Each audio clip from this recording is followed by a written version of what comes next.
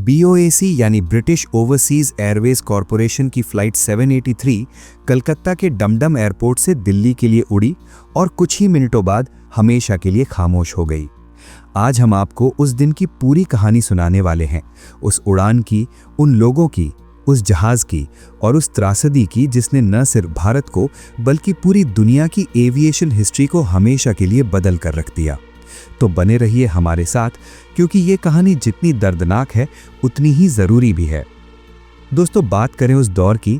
1953 का भारत अभी आज़ादी की नई नई सुबह देख रहा था। देश टूटा था, बटा था, लेकिन उम्मीदों से भरा था। और उस वक्त हवाई यात्रा कोई आम बात नहीं थी। ये सिर्फ नवाबों, अफसरों और अमीरों का शौक था। आम आदमी तो हवाई जहाज़ को दूर से देखकर ही हैरान हो जाता था। ऐसे माहौल में बीओएसी यानी ब्रिटिश ओवरसीज एयरवेज कॉरपोरेशन एक बहुत बड़ा नाम था। ये ब्रिटेन की सबसे प्रतिष्ठित एयरलाइन थी जो पूरी दुनिया में अपनी सेवाएं देती थी।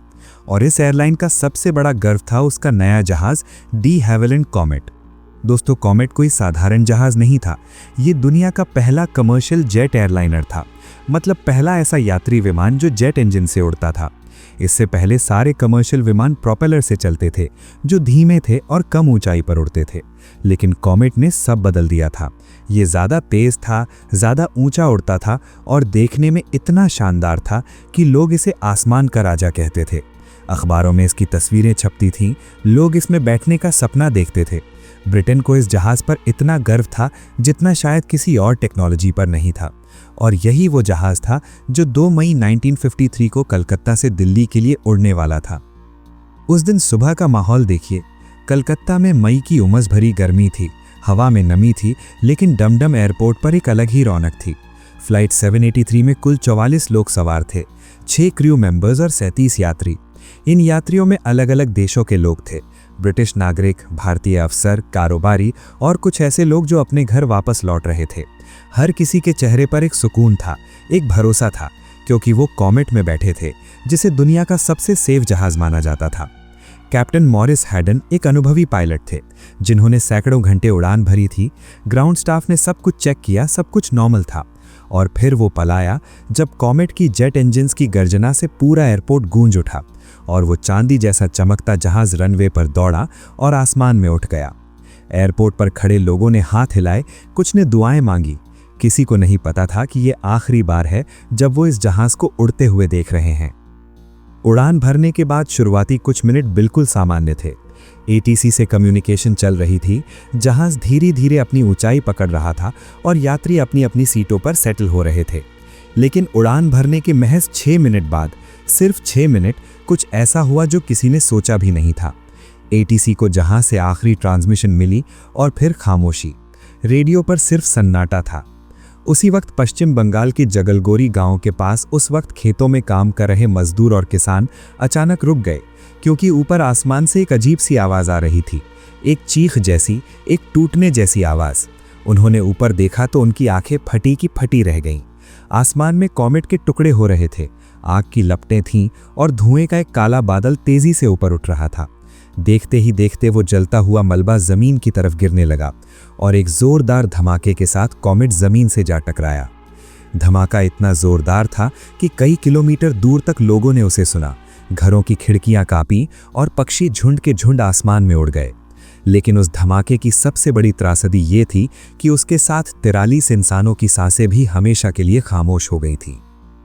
जब गांव वाले हिम्मत करके उस जगह पहुंचे जहां कॉमेट गिरा था, तो उन्होंने जो देखा वो किसी के भी होश उड़ा देने के लिए काफ़ी था। जहाज का कोई बड़ा हिस्सा साबुत नहीं था। चारों तरफ जलते हुए मलबे के टुकड़े बिखरे पड़े थे। कहीं इंजन का हिस्सा था, कहीं सीट थी, कहीं सामान था। आग अभी भी धधक रही थी और धुआं आसमान को काला कर रहा था। उस मंजर को देखकर वहां मौजूद हर शख्स की आंखें भर आईं, क्योंकि उस मलबे में कहीं न कहीं वो 43 लोग थे जो कुछ ही मिनट पहले जिंदा थे, सांस ले रहे थे, सपने देख रहे थे। स्थानीय लोगों ने तुरंत अथॉरिटीज़ को खबर दी और कुछ ही घंटों में पुलिस, आर्मी और रेस्क्यू टीम्स वहां पहुंच गईं। लेकिन ये कोई रेस्क्यू ऑपरेशन नहीं था, ये एक रिकवरी ऑपरेशन था, क्योंकि बचाने के लिए कोई नहीं बचा था। 43 में से 43, एक भी नहीं बचा। उसी वक्त कलकत्ता और दिल्ली के एटीसी रूम्स में एक अजीब बेचैनी थी। जब से कॉमेट का आखिरी ट्रांसमिशन आया था, तब से रेडियो पर सिर्फ खामोशी थी। बार बार कांटेक्ट करने की कोशिश की गई लेकिन कोई जवाब नहीं आया। और जब जगलगोरी से खबर पहुंची कि एक जहाज गिरा है तो डमडम एयरपोर्ट पर मातम छा गया। वो लोग जो कुछ घंटे पहले यात्रियों को विदा करके आए थे, अब उनकी मौत की खबर सुन रहे थे। एयरपोर्ट स्टाफ के चेहरे पीले पड़ गए, कुछ की आंखों में आंसू थे, कुछ बस चुप खड़े थे, क्योंकि कुछ खबरें इतनी भारी होती हैं कि उन पर रोया भी नहीं जाता, बस सन्नाटा छा जाता है। और दूसरी तरफ दिल्ली में, लंदन में और दुनिया के अलग अलग कोनों में वो परिवार थे जो इन 43 यात्रियों का इंतजार कर रहे थे। और जब उन तक ये खबर पहुंची तो उनकी दुनिया एक पल में टूट गई। उन परिवारों का दर्द शब्दों में बयान नहीं किया जा सकता। ये वो दर्द है जो सालों तक नहीं भरता, जो हर उस दिन ताज़ा हो जाता है जब कोई पूछता है कि वो कहाँ है। ब्रिटेन में BOAC के दफ्तरों पर शोक की लहर दौड़ गई। अखबारों ने ब्रेकिंग न्यूज़ छापी और पूरी दुनिया हैरान थी, क्योंकि कॉमेट को तो अजेय माना जाता था, उसे तो कभी कुछ नहीं हो सकता था। ये दुनिया की सबसे आधुनिक टेक्नोलॉजी थी, सबसे ज़्यादा टेस्टेड मशीन थी और BOAC का सबसे भरोसेमंद विमान था। तो फिर वो कौन सी वजह थी जो इतने बड़े बड़े इंजीनियर्स की नज़र से बच गई? ब्रिटिश अथॉरिटीज़ ने तुरंत जांच शुरू की। मलबे का एक एक टुकड़ा इकट्ठा किया गया, गवाहों के बयान लिए गए और कॉमेट की पूरी टेक्निकल हिस्ट्री खंगाली गई। शुरुआत में कुछ लोगों ने कहा कि शायद मौसम जिम्मेदार था, उस दिन कलकत्ता के आसपास थंडरस्टॉर्म की संभावना थी। कुछ ने कहा कि शायद पायलट ने कोई गलती की। लेकिन जब इन्वेस्टिगेटर्स ने मलबे को गहराई से एनालाइज किया तो जो सच सामने आया वो किसी को भी उम्मीद नहीं थी। वो सच था मेटल फटीग। दोस्तों, मेटल फटीग एक ऐसी चीज है जो आंखों से नहीं दिखती, जो बाहर से जहाज को बिल्कुल ठीक दिखाती है लेकिन अंदर से धीरे धीरे खोखला कर देती है। जब भी कोई जहाज ऊपर उड़ता है तो उसके अंदर और बाहर के प्रेशर में बहुत बड़ा फर्क होता है। अंदर यात्रियों के लिए नॉर्मल प्रेशर बनाए रखा जाता है, लेकिन बाहर ऊंचाई पर प्रेशर बहुत कम होता है। इस प्रेशर के फर्क की वजह से जहाज की बॉडी पर हर उड़ान में एक खिंचाव पड़ता है। इसे प्रेशराइजेशन साइकिल कहते हैं। अब कॉमेट की डिजाइन में एक बड़ी खामी थी। इसकी खिड़कियां यानी विंडोज स्क्वायर शेप में थीं और फिजिक्स का एक बेसिक नियम है कि किसी भी चीज के कोनों पर स्ट्रेस सबसे ज्यादा पड़ता है। तो हर उड़ान के साथ उन स्क्वायर विंडोज के कोनों पर माइक्रो क्रैक्स पड़ते रहे, इतनी छोटी दरारें जो किसी को दिखती नहीं थीं। और एक दिन वो दरारें इतनी बड़ी हो गईं कि जहाज की पूरी बॉडी का प्रेशर एक पल में रिलीज हो गया और कॉमेट हवा में ही टूट गया। ये वो खामी थी जो इंजीनियर्स की आंखों के सामने थी, लेकिन किसी ने सोचा ही नहीं था कि ये इतनी घातक हो सकती है। दोस्तों, ये जानकारी सामने आने के बाद BOAC ने तुरंत अपने सारे कॉमेट जहाज़ों को ग्राउंड कर दिया, मतलब उड़ान बंद कर दी। पूरी दुनिया में कॉमेट की फ्लाइट्स रोक दी गईं। डी हैविलैंड कंपनी ने कॉमेट का पूरा डिज़ाइन बदला। स्क्वायर विंडोज़ की जगह ओवल यानी गोल खिड़कियां लगाई गईं, क्योंकि गोल आकार में कोई कॉर्नर नहीं होता और स्ट्रेस एक जगह नहीं पड़ता बल्कि पूरे शेप में बराबर बढ़ जाता है। और दोस्तों, आज आप जब भी किसी जहाज में बैठें और खिड़की से बाहर देखें तो ध्यान से देखिएगा, वो खिड़की गोल होगी, ओवल होगी और उसकी वजह यही है। BOAC फ्लाइट 783 और उसके जैसे दूसरे कॉमेट हादसों ने दुनिया को ये सबक दिया कि एविएशन में कोई भी अजम्पशन नहीं चलता, कोई भी डिज़ाइन बिना थॉरो टेस्टिंग के नहीं चलता और इंसानी जान के आगे कोई भी टेक्नोलॉजी बड़ी नहीं होती।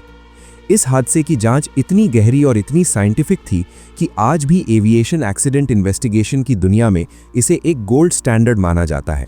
यानी आज जो तरीके इस्तेमाल होते हैं किसी हादसे की जांच के लिए, उनकी नींव इसी केस ने रखी। और दोस्तों, सबसे ज़रूरी बात, इस हादसे के बाद दुनिया भर में एविएशन सेफ्टी के रूल्स बदले, रेगुलेशन सख्त हुए और जहाज़ों की टेस्टिंग का तरीका पूरी तरह बदल गया। आज हम जो हवाई सफ़र करते हैं वो इतना सेफ है और उस सेफ्टी के पीछे उन 43 लोगों का बलिदान भी है जो 2 मई 1953 को पश्चिम बंगाल के आसमान में खो गए। उनकी मौत बेकार नहीं गई। उनकी मौत ने दुनिया को एक सबक दिया जो आज भी लाखों लोगों की जान बचा रहा है। कैप्टन मॉरिस हैडन, उनके क्रू मेंबर्स और वो 37 यात्री, इन सब को हम कभी नहीं भूल सकते। ये वीडियो उन सभी 43 लोगों को एक श्रद्धांजलि है जिनका सपना अधूरा रह गया, जिनकी उड़ान अधूरी रह गई, लेकिन जिनकी कहानी ने दुनिया को उड़ना सिखाया। अगर ये वीडियो आपको अच्छा लगा, अगर इस कहानी ने आपको कुछ सोचने पर मजबूर किया, तो इसे लाइक करें, शेयर करें और हमारे चैनल को सब्सक्राइब करें, क्योंकि ऐसी ही अनकही अनसुनी कहानियां हम आपके लिए लाते रहेंगे। मिलते हैं अगले वीडियो में। जय हिंद।